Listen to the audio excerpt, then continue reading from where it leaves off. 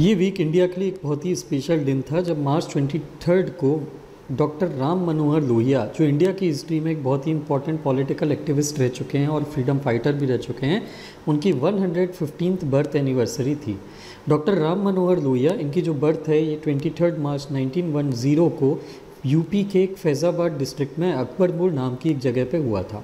ये इंडिया की हिस्ट्री में एक इंडिपेंडेंट फाइटर या freedom fighter, political leader, independence के बाद एक पॉलिटिकल लीडर और एक प्रोलिफिक लीडर या बहुत ही फेमस हिंदी राइटर भी रह चुके हैं। ये इन्होंने बहुत सारे जो हैं बेसिकली एक्शन या बहुत सारे स्टेप्स लिए हुए हैं, काफ़ी सारी चीज़ें इन्होंने अपनी पॉलिटिकल लाइफ में की हैं, जिसके बारे में अभी हम डिस्कस करेंगे। जिनमें से कुछ इंपॉर्टेंट चीज़ें मैं आपको यहाँ पे बताना चाहूँगा। फॉर एग्ज़ाम्पल, ये कांग्रेस पार्टी के 1936 में फॉरेन अफेयर्स डिपार्टमेंट के सेक्रेटरी थे और इंडिपेंडेंट इंडिया की फॉरेन पॉलिसी का फाउंडेशन रखने में इन्होंने बहुत बड़ा कंट्रीब्यूशन किया है। इसके अलावा क्विट इंडिया मूवमेंट जो 1942 में स्टार्ट हुआ था, उसके अंदर में ये अंडरग्राउंड रेडियो स्टेशन ऑपरेट करते थे सीक्रेटली, जिसके थ्रू क्विट इंडिया मूवमेंट से रिलेटेड जितनी भी अपडेट्स हैं वो लोगों तक पहुंचाने का ये काम करते थे, ब्रिटिश इंडिया से बच के, ब्रिटिश गवर्नमेंट से बच के। इसके अलावा सोशल इक्वालिटी के लिए एक उन्होंने बहुत बड़ा कैंपेन रन किया है, पॉलिटिकल कैंपेन अपनी पूरी लाइफ, जिसके बारे में अभी हम नीचे डिस्कस करेंगे। और इनकी जो डेथ है वो 12 अक्टूबर 1967 को हुई थी।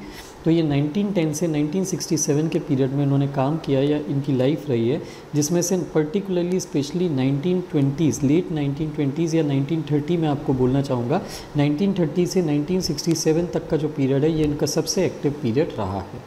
तो इन्हीं के बारे में और डिस्कस करते हैं। इनको डिस्कस करने का रीज़न ये भी है, एक बड़ा रीज़न, कि इनकी डेथ 1967 में भले ही हुई हो, लेकिन उन्होंने पॉलिटिकली जो काम किया है उसको आज भी एक large amount of political population या पॉलिटिकल लीडर्स फॉलो करते हैं, जो अपने आप को लोहियाइट बुलाते हैं और लोहियात आइडियोलॉजी से आइडेंटिफाई करते हैं।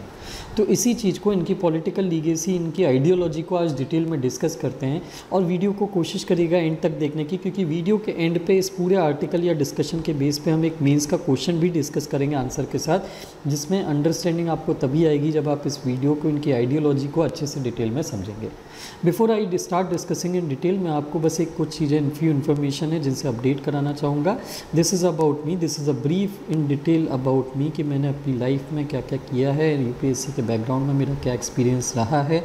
इसको आप बाद में डिटेल में वीडियो पॉज करके देख सकते हैं। This is not something I should speak in about in very detail, but apart from it there is one important thing I would like to notify you. हमारा एक मेंटरशिप प्रोग्राम है जो launch होने जा रहा है और लॉन्च हो चुका है, जिसके रजिस्ट्रेशन ओपन है, जिसमें हम आपके जीएस फाउंडेशन, अगर आप 2026 या उसके बाद की ईयर में के लिए प्रिपेयर कर रहे हैं, तो आप अपने जीएस के फाउंडेशन के लिए मुझसे 1-to-1 मेंटरशिप के लिए कांटेक्ट कर सकते हैं। This 1-to-1 mentorship will be very absolutely at a very very nominal cost. And अगर आप ऐसे कोई पर्सन है जिसके फाउंडेशन के जीएस सारे सब्जेक्ट्स कंप्लीट हैं, लेकिन मेंस को लेके बिल्कुल भी प्रिपरेशन नहीं है, सो आपके लिए भी एक मेंस का मेंटरशिप प्रोग्राम जो है मेरी तरफ से आपके लिए अवेलेबल है, जिसमें पर्सनली मैं आपको खुद गाइड करके आपकी मेंस की कंप्लीट प्रिपरेशन कराऊंगा। आपको एक चीज़ से वरी नहीं करना है। इस प्रोग्राम का मेन रिस्पॉन्सिबिलिटी या मेन थिंग है, इस प्रोग्राम में मेरी आपके लिए रिस्पॉन्सिबिलिटी, अगर आप इसमें रजिस्ट्रेशन करते हैं और एनरोल होते हैं, तो आपकी बहुत बहुत बड़ी बड़ी रिस्पॉन्सिबिलिटी या बहुत एक मेजर रिस्पॉन्सिबिलिटी आपकी कैरियर, आपके एग्ज़ाम को लेके मेरी होगी। और इससे रिलेटेड आपको कोई भी इंक्वायरी है तो आप मुझे इस नंबर पे, अगर आप रजिस्ट्रेशन कराना चाहते हैं या मुझसे कोई भी इंक्वायरी करना चाहते हैं इस कोर्स के बारे में, तो इस नंबर पे मुझे आप व्हाट्सअप मैसेज अपना नाम के साथ में लिख के भेज सकते हैं। The only thing which we are going to follow in pursuing this mentorship programme is full commitment to your career and exam, dedication to your syllabus, discipline and sincerity in collaboration. This is the only things we are going to follow in both this programme. तो आते हैं राम मनोहर लोहिया जी के discussion पे। ये राम मनोहर लोहिया जी हैं, इनकी life जो है, पॉलिटिकल जर्नी जो है, एक तरह से इंडिया में स्टार्ट नहीं हुई थी। राम मनोहर लोहिया जी अपनी हायर एजुकेशन परस्यू करने के लिए यूरोप गए थे, पर्टिकुलरली जर्मनी में, जहाँ पे उस टाइम सोशलिस्टिक एनवायरनमेंट चल रहा था, सोशलिज़म की आग चल रही थी, आग फैली हुई थी। और सोशलिज़म क्या होता है? सोशलिज़म मतलब होता है एक, ये एक ऐसी पॉलिटिकल आइडियोलॉजी है जो सोसाइटी में सबके बीच में इक्वालिटी देखना चाहती है। आज की डेट में हम जो इनइक्वालिटी देखते हैं, बहुत ज़्यादा जो रिच है रिच होता जा रहा है, बहुत ज़्यादा जो गरीब है जो और गरीब होता जा रहा है, उन दोनों के बीच में जो गैप है वो हर तरीके से बढ़ता जा रहा है। इस इनइक्वालिटी को ख़त्म करने की आइडियोलॉजी सोशलिस्टिक आइडियोलॉजी कहलाती है। तो राम मनोहर लोहिया जी अपनी पढ़ाई ख़त्म करके जब 1932 में आए तो उन्होंने इंडिपेंडेंस मूवमेंट को ज्वाइन किया जो कांग्रेस चला रही थी उस टाइम, और ये कांग्रेस के एक्टिव मेंबर बने। बट बाद में इनको कांग्रेस की कुछ बातें अच्छी नहीं लगी, जैसे पर्टिकुलरली उनकी एक जो आइडियोलॉजी है कि कांग्रेस को कास्ट सिस्टम के अगेंस्ट में भी फाइट करने के लिए काम करना चाहिए। जब उन्होंने देखा कि Indian national Congress caste system के अगेंस्ट में कोई बात नहीं कर रही या कोई फाइट नहीं कर रही, तो वो वहाँ पे उन्होंने पार्टी को क्रिटिक किया था। उनका ये मानना था कि इंडियन नेशनल कांग्रेस जो है ये इनइक्वालिटी को ख़त्म करने के लिए सोसाइटी में कुछ भी नहीं कर रही, एंड सिर्फ ब्रिटिश रूल को हटाना हमारा एम नहीं होना चाहिए। हमारा एम इंडियन सोसाइटी से पूरी इनइक्वालिटी को ख़त्म करना होना चाहिए। तो उसी कंटेक्स्ट में जब ये इस आइडियोलॉजी से आने लगे और इंडियन नेशनल कांग्रेस जो है ये बेसिकली एक तरह से डिसग्रंटल होने लगे, इनका जो है बेसिकली इंक्लिनेशन ख़त्म होने लगा इंडियन नेशनल कांग्रेस की पॉलिसी जो फॉलो की जा रही थी उसको लेके। तो 1934 में इन्होंने कांग्रेस के अंदर ही एक नई पार्टी बनाई जिसका नाम था कांग्रेस सोशलिस्ट पार्टी। यहाँ पे आपके लिए मैं एक होमवर्क देना चाहूँगा। कांग्रेस सोशलिस्ट पार्टी जो राम मनोहर लोहिया जी ने फाउंड करी थी उसमें इनके साथ और कौन कौन से लीडर थे, कुछ प्रोमिनेंट 3 या 4 लीडर्स थे जो राम मनोहर लोहिया जी के साथ एसोसिएटेड थे इस पार्टी को फाउंड करने में। तो ये आपकी रिस्पॉन्सिबिलिटी है कि आप उन चारों लीडर्स के नाम ढूंढें और मुझे इस वीडियो के कमेंट सेक्शन में आंसर लिख के बताएँ। 1934 के बाद 1952 में ये जो कांग्रेस सोशलिस्ट पार्टी थी, जैसे ही हमारी इंडिया को 1947 में इंडिपेंडेंस मिली, 1947 के बाद इन्होंने कांग्रेस सोशलिस्ट पार्टी को इंडियन नेशनल कांग्रेस से अलग करके एक इंडिपेंडेंट पार्टी बना लिया। और 1952 में कुछ और लीडर्स के जुड़ने के बाद इस पार्टी का नाम बदल के प्रजा सोशलिस्ट पार्टी हो गया, जिसका सोल एम था इंडिया में सोशलिज्म या सोशलिस्टिक इक्वालिटी अचीव करना, मतलब किसी भी टाइप की इनइक्वालिटी को जो है वो एंड करने के लिए काम करना। हालांकि 1950 से लेके 1965 तक कांग्रेस जो है ये हमारे यहाँ एक बहुत बड़ी मेजर पार्टी थी और इसको हरा पाना इसके लिए किसी के लिए बड़ा ही हार्ड था।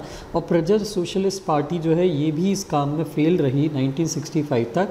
लेकिन राम मनोहर लोहिया जी पूरी कोशिश करते रहे इस पीरियड में कि वो कांग्रेस को हरा सकें और अपनी पार्टी को पावर में ला सकें, ताकि वो जो ड्रीम कैरी करते थे उस ड्रीम को अचीव कर पाएँ। और इसी अटेम्प्ट में 1960s में उन्होंने जितनी भी अपोजिशन पार्टीज़ हैं उनको यूनाइट करने के लिए बहुत ज़्यादा हार्ड वर्क किया और यूनाइट किया भी। और इसका रिज़ल्ट ये आया कि 1967 में अपोजिशन यूनाइटेड अपोजिशन फ्रंट जो था, जो सारी पार्टीज़ अपोजिशन पार्टीज़ जिन्होंने मिल के कांग्रेस के अगेंस्ट में एक फ्रंट बनाया था, उसके अगेंस्ट में कांग्रेस जो है 9 स्टेट्स में इलेक्शन जो है हार गई। This was the big political achievement which was achieved with the help of the campaign or the fight which was done by Ram Manohar Lohia ji in order to fulfill or realize the goal of achieving equality in the society। हालांकि ये अपनी जीत को या अपने जो change ये इन्होंने जो लाया था वो उसको बहुत टाइम तक नहीं देख पाए। 12 अक्टूबर 1967 वाज द सेम ईयर जिसमें इनकी डेथ हो गई।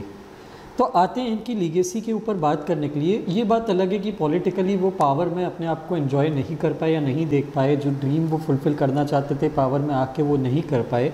बट स्टिल इनकी जो पॉलिटिकल आइडियोलॉजी थी, सोशल आइडियोलॉजी थी, उसको आगे आने वाली जो नई पार्टीज़ थी उन्होंने अपने आप को एब्जॉर्ब किया और उन्होंने उसको फॉलो किया, जिसका रिज़ल्ट ये आया कि कई पार्टीज़ जिन्होंने इनकी आइडियोलॉजी को फॉलो किया था और अपने आप को लोहियाइट बोला था, वो बहुत आगे तक बढ़ी, उन्होंने बहुत कुछ अचीव किया, कई स्टेट्स में वो पावर में आई और उन्होंने सोशल वेलफेयर के लिए कई सारे काम यहाँ पे किए। तो अब हम बात करते हैं कि राम मनोहर लोहिया जी की आइडियोलॉजी क्या थी। राम मनोहर लोहिया जी, जैसा कि मैंने बताया, इन्होंने कांग्रेस सोशलिस्ट पार्टी बनाई थी। इनका मेन एम था कि ये डेमोक्रेटिक कंट्री में डेमोक्रेटिक सोशलिज्म लाना चाहते थे और अचीव करना चाहते थे। अगर हम इनके ऊपर आइडियोलॉजिकल इन्फ्लुएंसेस की बात करें तो इनके ऊपर काफ़ी बड़ा एक इन्फ्लुएंस महात्मा गांधी जी का था। राम मनोहर लोहिया जी के जो फादर थे ये महात्मा गांधी के बहुत बड़े फॉलोअर थे और ये भी काफ़ी हद तक इनके फॉलोअर थे। महात्मा गांधी के कई सारे आइडिया इनको इंस्पायर करते थे, जैसे कि महात्मा गांधी जी का कैपिटलिज्म के लिए जो अपोजिशन था उससे ये अपने आप को अलाइन करते थे। ये महात्मा गांधी जो विलेज इकोनॉमी को प्रमोट करने की बात करते थे, राम मनोहर लोहिया जी उस पे भी बहुत ज़्यादा गांधी जी से एग्री करते थे कि अगर इंडिया की को इकोनॉमिकली डेवलप करना है तो हमको विलेज की इकोनॉमी को स्ट्रॉन्ग करना होगा। हालांकि ये महात्मा गांधी जी से कम्प्लीटली हर मामले पे एग्री नहीं करते थे, पर्टिकुलरली कास्ट के मामले में ये महात्मा गांधी से बहुत डिफरेंट थे। इनका ये मानना था, जैसे महात्मा गांधी जी का ये मानना था कि कास्ट सिस्टम जो है वो अपने आप में गलत नहीं है। ये जो कास्ट सिस्टम है जो हमारी इंडियन ट्रेडिशन में हज़ारों साल पहले से बनाया हुआ है, ये सिस्टम सही था लेकिन लोगों ने उसे ख़राब कर दिया। तो हमारा मेन एम होना चाहिए उसको रिफॉर्म करना का। लेकिन राम मनोहर लोहिया जी इसको एक बहुत ही बड़ा सिस्टम ऑफ इनइक्वालिटी मानते थे और इस मामले में वो अंबेडकर जी के साथ अलाइन होते थे। उनका मानना था कि अंबेडकर जी के कास्ट को लेके जो व्यू हैं ये सही हैं और कास्ट सिस्टम इंडिया में एग्जिस्ट नहीं करना चाहिए। जब तक इंडिया में कास्ट सिस्टम रहेगा तब तक इनइक्वालिटी कभी ख़त्म नहीं हो सकती। इसके अलावा राम मनोहर लोहिया जी ने इंडिया को प्रॉपरली हर तरीके से हर डायमेंशन में डेवलप करने के लिए एक कंसेप्ट दिया था जिसका नाम था सप्त क्रांति। या इनका ये मानना था कि इंडिया में 7 रिवॉल्यूशंस लाए जाने चाहिए ताकि इंडिया में सोशलिस्टिक ड्रीम को अचीव किया जा सके। ये सप्त क्रांति या 7 रिवॉल्यूशन क्या क्या थे? पहला तो हमको एक सिविल डिसोबीडियंस मूवमेंट चलाना है इनइक्वालिटी के अगेंस्ट में। दूसरा, इकोनॉमिक इक्वालिटी के लिए काम करना है। तीसरा, कास्ट सिस्टम का एबॉलिशन करना है। दूसरा, वुमेन के जो बुरी कंडीशन है उसको उससे बाहर निकाल के उसका एम्पावरमेंट करना है। पांचवा, हमको नेशनल इंडिपेंडेंस जो है वो अचीव करना है। छठवा, हमको कलर डिस्क्रिमिनेशन या जो रेस बेस्ड डिस्क्रिमिनेशन होता है, black versus brown, white versus brown का, ब्रिटिशर्स गोरे और इंडियंस ब्राउन का के बीच में जो कलर डिस्क्रिमिनेशन होता है, ये कलर डिस्क्रिमिनेशन एंड करना है। और लास्ट में इंडिविजुअल की freedom of thought, freedom of coercion, मतलब किसी भी टाइप के कलेक्टिव सोसाइटल फोर्स का किसी इंडिविजुअल्स के ऊपर आना या किसी इंडिविजुअल को सोसाइटल फोर्स डाल के कोई चीज़ करवाना, इस चीज़ के ये अगेंस्ट में थे और इंडिविजुअल की थॉट की फ्रीडम के ये फेवर में थे। तो इन्होंने अपना जो पूरा फ्रीडम स्ट्रगल या इंडिपेंडेंट फ्रीडम मूवमेंट में जो फाइट किया इंडियन नेशनल कांग्रेस के साथ मिलके, इसके पार्ट बन के, उसके अंडर में लोहिया को 25 टाइम्स से ज़्यादा बार अरेस्ट किया गया और इन्होंने इंडिपेंडेंस तक ही नहीं रुके। ये इंडिपेंडेंस मिलने के बाद भी इन्होंने गोवा के लिबरेशन मूवमेंट में वहाँ पे उनके साथ पार्टिसिपेट किया था। तो ये राम मनोहर लोहिया जी की एक पॉलिटिकल लीगेसी है। ये एक इमेज है जो राम मनोहर लोहिया जी को आइडियोलॉजिकली हमको प्रेजेंट करता है। राम मनोहर लोहिया जी ना तो कम्प्लीटली गांधी जी थे, ना तो कम्प्लीटली अंबेडकर जी थे। ये कहीं ना कहीं इन दोनों के बीच के मिक्स में आते थे, जो इन दोनों के अच्छे थॉट जो इंडियन सोसाइटी के लिए अच्छे हैं, बेनिफिशियल हैं, उसको वो कैरी करते थे।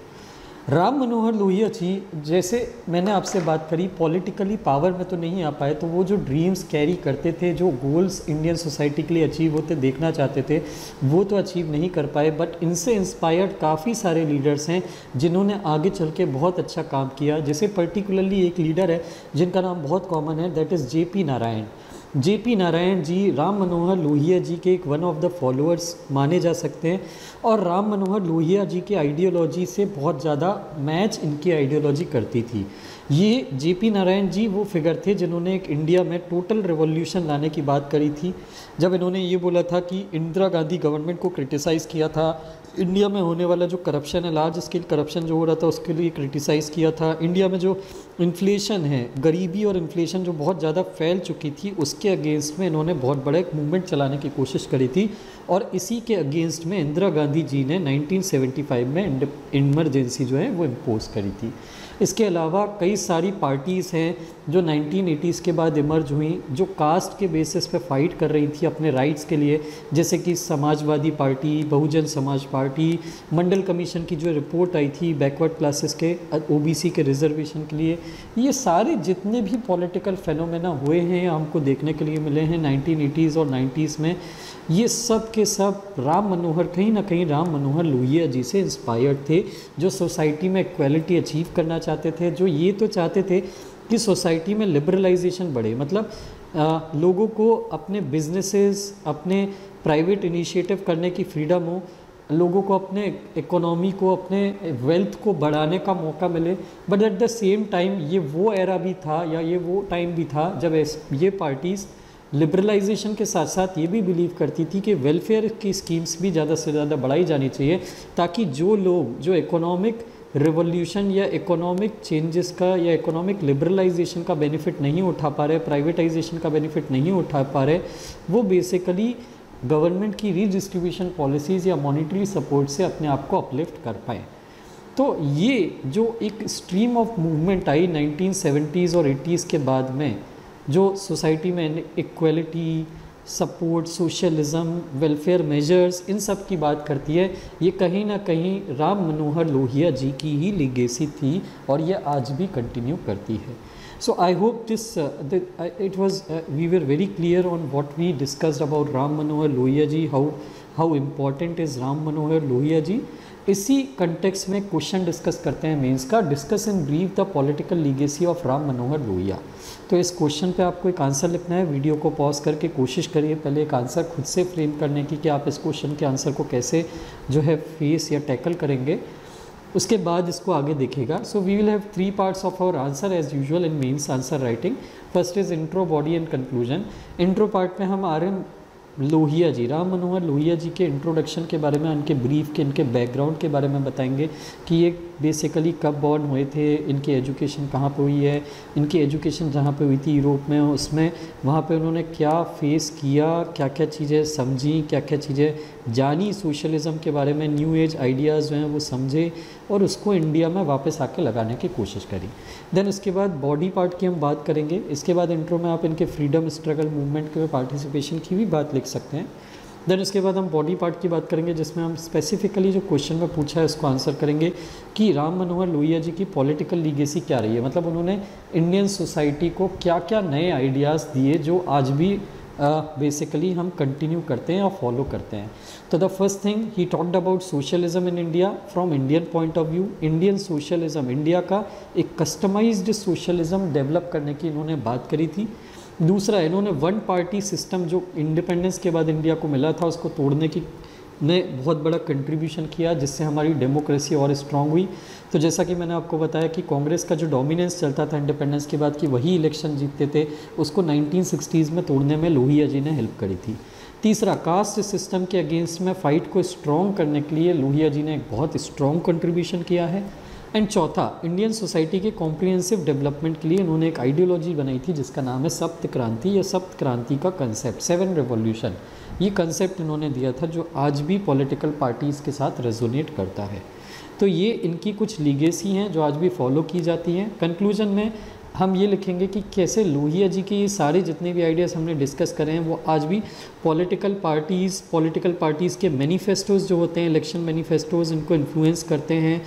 गवर्नमेंट्स जो होती है, जो भी रूलिंग पार्टी, जो भी पार्टी पावर में आती है, वो उनकी पॉलिसीज़ को बनाने में गाइड करते हैं। ये इनके कंक्लूजन में लीगेसी के पॉइंट आप लिखेंगे और यहीं से हमारा कंक्लूजन ख़त्म होगा। This will complete your answer. So I hope Ram Manohar Lohia ji has got into your mind now and you will remember them forever as to what importance or what important contributions they have given to the Indian society. अगर आपको ये video पसंद आया तो please do like and share it with your friends who are preparing for the exam and do subscribe to the channel if you haven't till yet. इस video के lecture की PDF मैं आपको टेलीग्राम ग्रुप पे डाल दूंगा। ये Telegram group हमारा एक ल्यूमिन IAS का टेलीग्राम ग्रुप है जिसकी लिंक आपको इस वीडियो के डिस्क्रिप्शन में मिल जाएगी। Do join this channel for the regular update. और हमारा एक इंस्टाग्राम का चैनल है, do follow it also if you can. Thank you very much for watching the video.